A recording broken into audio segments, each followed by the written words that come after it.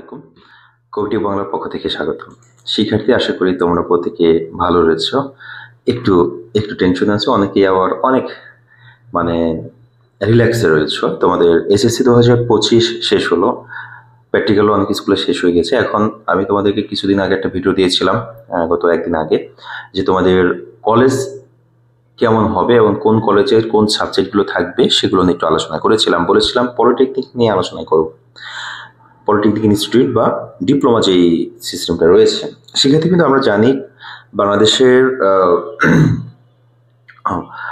শিক্ষা ব্যবস্থায় এসএসসি পর 4 বছর মেয়াদের একটি ইঞ্জিনিয়ারিং করার ব্যবস্থা রয়েছে।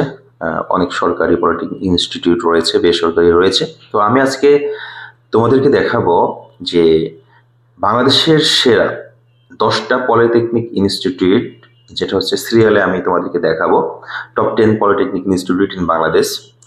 বাংলাদেশের কারিগরি শিক্ষা বোর্ডের অধীনে পরিচালিত শিক্ষাক্রমগুলো হলো diploma in engineering, diploma in textile engineering, diploma in agriculture, diploma in forestry, diploma in marine technology, diploma in health technology.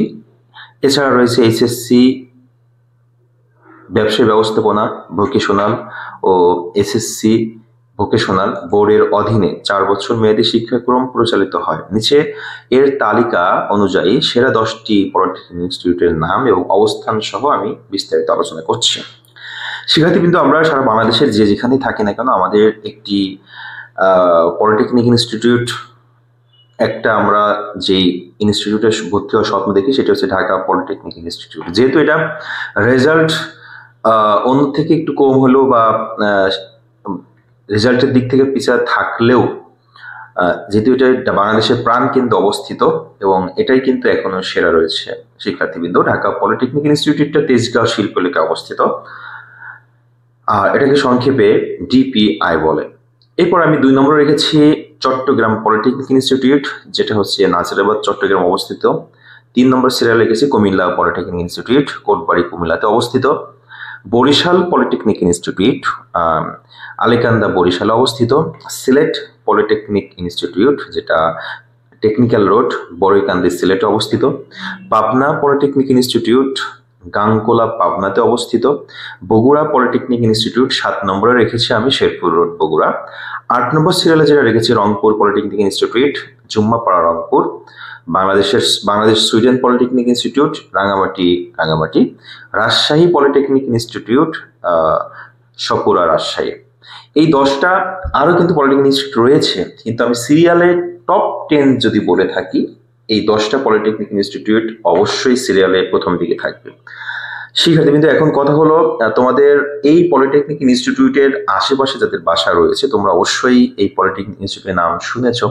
এখানে এসএসসির পর ভর্তি হওয়া যায় সেটাও শুনেছো। এখানে ভর্তি হলে কি হয়, কি করতে হয়, কি পড়তে হয় বা ভবিষ্যৎ কি, সেটাও মোটামুটি তোমরা অলরেডি অনেক কিছুই জানছো।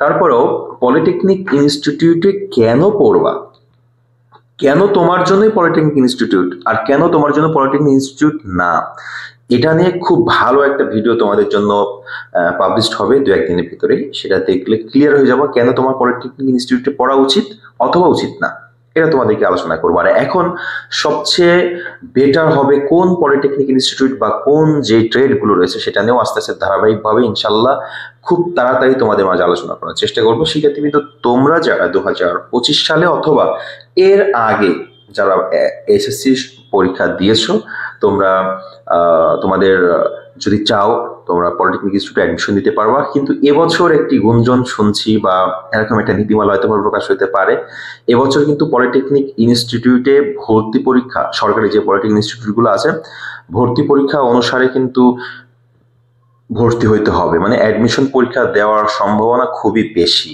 এবছর 2025-26 যে অর্থ বছর রয়েছে, সেশন রয়েছে। এই সেশনে কিন্তু আবারও বলছি অ্যাডমিশন হওয়ার সম্ভাবনা 95%। মানে অ্যাডমিশন পরীক্ষা দিতে হবে, যেগুলো বিগত বছরে ছিল না, রেজাল্টের উপর নির্ভর করে অ্যাডমিশন নেওয়া গেছিল, কিন্তু এবছর হইতে পারে। তো সেই অ্যাডমিশন পরীক্ষার জন্য কি কি পড়তে হবে সেটা নিয়ে আলোচনা করব। কোন টপিকগুলো পড়তে হবে, কিভাবে, কোন বই পড়বা, এসএসসির বই পড়বা না অন্য কোনো বই পড়বা, যে বইটা তোমরা শেষ করলা এই বইয়ের কোন কোন পার্টটা পড়তে হবে। যদি অ্যাডমিশন পরীক্ষা হয় তাহলে সেটা নিয়ে খুব ভালোভাবে কোভিটেক বাংলা তোমাদেরকে সার্ভিস করবে এবং একটি সাজেশনের ব্যবস্থা করবে, যেটা শর্ট, একেবারে মোস্ট ইম্পর্টেন্ট যেগুলো পরীক্ষা আসার মতো, হ্যাঁ এই ব্যবস্থা তোমাদের জন্য করবে শিক্ষার্থীবৃন্দ। তো সবকিছু নির্ভর করছে নীতিমালার উপর। তবে গুঞ্জন শুনেছি বা এরকম কোন একটা তথ্য জানতে পেরেছি যে হচ্ছে এবছর অ্যাডমিশন পরীক্ষা হওয়ার সম্ভাবনা খুব বেশি। শিক্ষার্থীবৃন্দ, আমরা যারা পলিটেকনিক ইনস্টিটিউটে অ্যাডমিশন নিতে চাই অবশ্যই সবসময় কোভিটেক বাংলার সাথে চোখ রাখতে হবে। যে কোনো ধরনের আপডেট সবার আগে আমি দেওয়ার চেষ্টা করি শিক্ষার্থীবৃন্দ। আর তোমরা যারা এসএসসি 2025 অংশগ্রহণ করলা, তোমাদের জন্য শুভকামনা সব সময় থাকে। এতদিন তোমার সাথে ছিল, শুভকামনা থাকলো সবার রেজাল্ট যেন অনেক ভালো হয়, যেন রেজাল্টের জোরেও আমরা অ্যাডমিশন নিয়ে নিতে পারি। ওকে, তো আজকে দেখালাম বাংলাদেশের টপ 10 পলিটেকনিক ইনস্টিটিউট, যেটা আমার মতে 10টা সিরিয়ালে রেখে দিয়েছি এখানে।